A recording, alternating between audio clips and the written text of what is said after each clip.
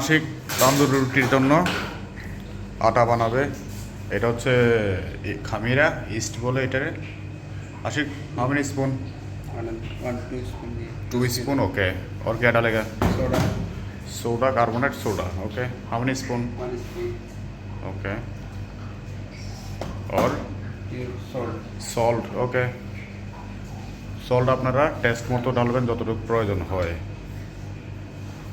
এই পানিটার মধ্যে ঢেলে চেক করবেন কেমন হয়েছে, যে লবণের পানিটা কেমন সল্ট হয়েছে চেক কর।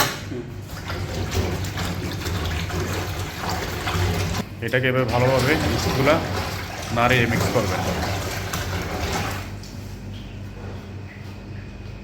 टेस्ट कर।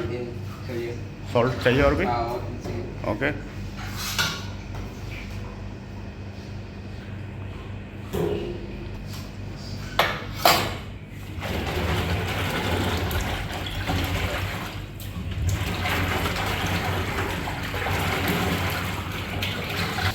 चेक कर।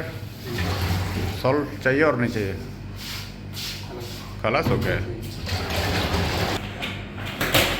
এটা হচ্ছে আটা নাম্বার 1। আমরা এটার মধ্যে প্রয়োজন মতো ঢেলে দেব, যতটুকু পানির মধ্যে যতটুকু প্রয়োজন হয় আটা ততটুকু আমরা দেব। এখানে 10 কিলো আটা আছে, এর মধ্যে সেই 10 কিলো ঢেলে দিয়েছে।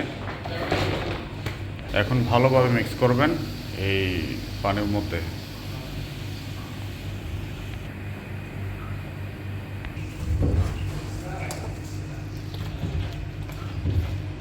আর একটু ঢেলে দিল, কারণ আর একটু প্রয়োজন ছিল আটার।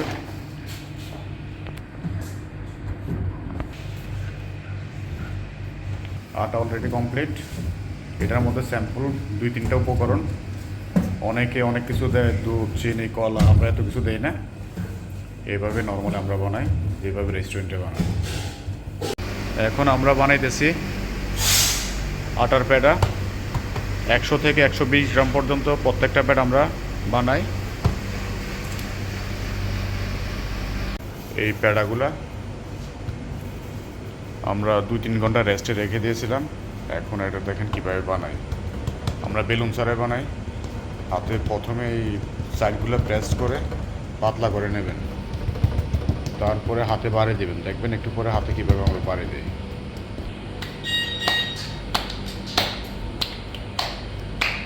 এভাবে হাতে বাড়ি দিয়ে আমরা বড় করে নেই। এই রুটিগুলো বেশিরভাগ আমরা হাতেই বানিয়ে থাকি।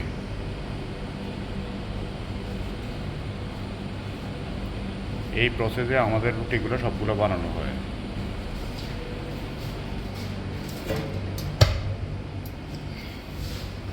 দেখেন তান্দুরে মেরে দিয়েছে, এখন কীভাবে ফুলতেছে। আমাদের আটাগুলা পারফেক্টভাবে হয়েছে।